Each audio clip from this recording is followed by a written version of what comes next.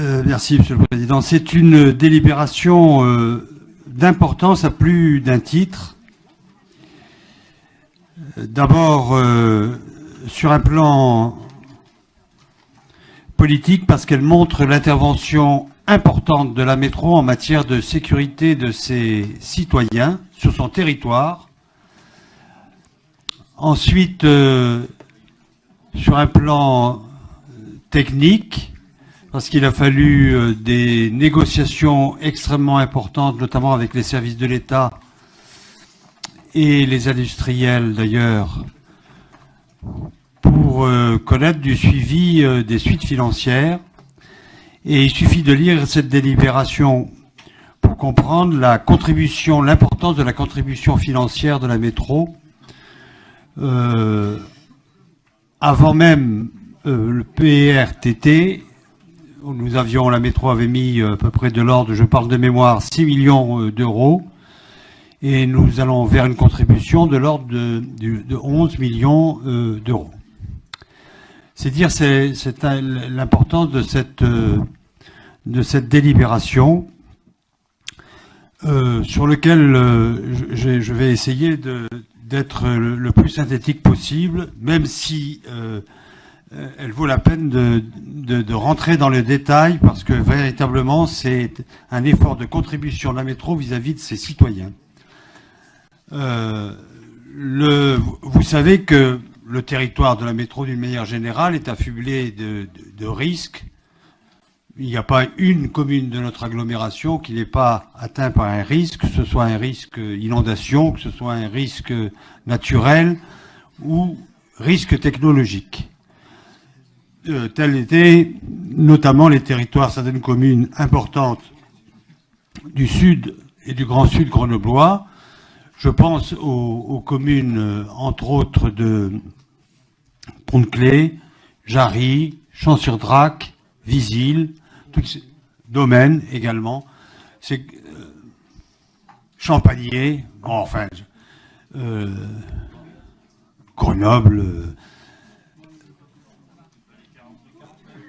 Allez, les 49 communes. Mais sur le risque. Non, même Poisson l'a découvert au dernier moment qu'il y avait un risque. Je parle sur le contrôle de Ludovic Bustos.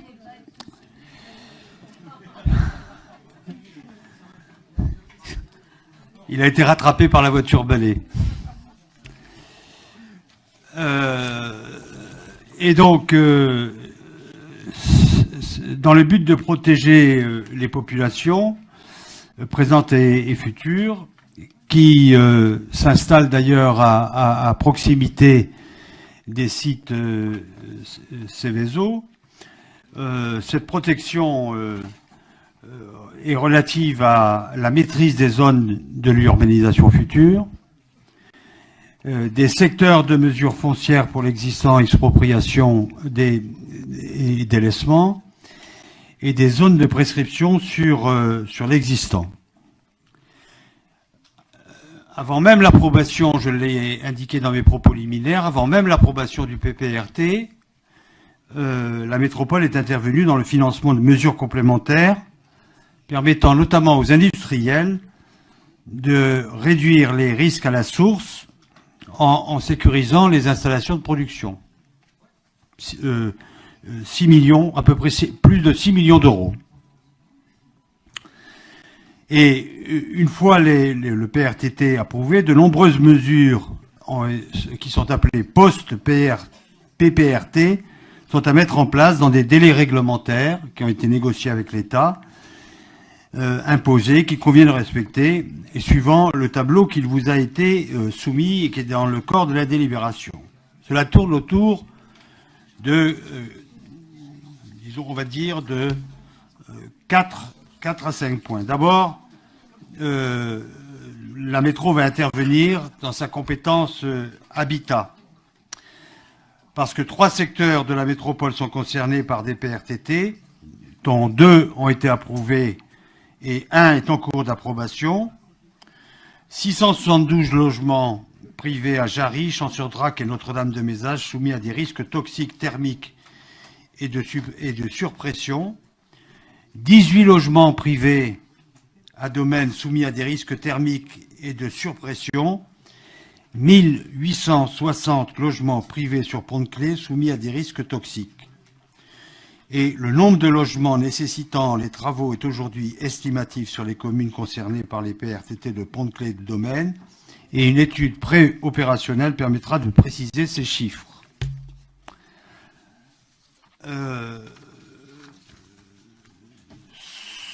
Le dispositif suppose, par exemple, et on les a listés dans la délibération, le renforcement éventuel des murs exposés, le renforcement éventuel de la charpente en bois. Vous avez la liste qui est inscrite dans la délibération. Compétences sur le plan foncier. Un des objectifs principaux des PRT est de résoudre des situations complexes en matière d'urbanisme, héritées du passé, dans le but de protéger les populations.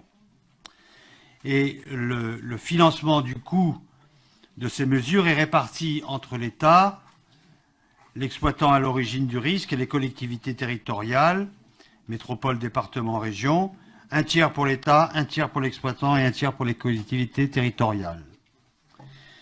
On a également une compétence et un regard sur les déplacements, les espaces publics et les voiries, et la mise en œuvre des mesures réglementaires associées à la problématique gestion préventive et de crise des usages dans le périmètre de PRTT de la métropole sont à réaliser dans un délai de 2 informations à 5 ans, voire 6 ans pour certaines mesures particulières. Enfin, sur la problématique voirie et déplacement, 3 types de mesures sont à distinguer: les mesures d'information, les mesures à mettre en œuvre en cas de crise et l'étude de création de solutions. Et une compétence également, économie, action de type volontariste, non imposée réglementairement. Alors, tout cela a un coût et un portage politique et un budget global dont je vous ai annoncé la teneur et la saveur. À hauteur pour Grenoble Métropole, l'estimation des coûts hors recettes sur la période 2015-2026 est de 11,5 millions d'euros, dont 7,5 millions d'euros d'ici 2020, toutes mesures et PPRT confondus, sur un montant global estimé à 23 millions d'euros. Le coût net recettes incluses pour Grenoble Métropole devrait s'élever à terme 2026 à environ 9 millions d'euros. Donc je vous le redis encore, une délibération financièrement importante, mais qui est à la hauteur de la volonté des mesures de protection que l'on veut prendre vis-à-vis de nos concitoyens pour que vive notre territoire.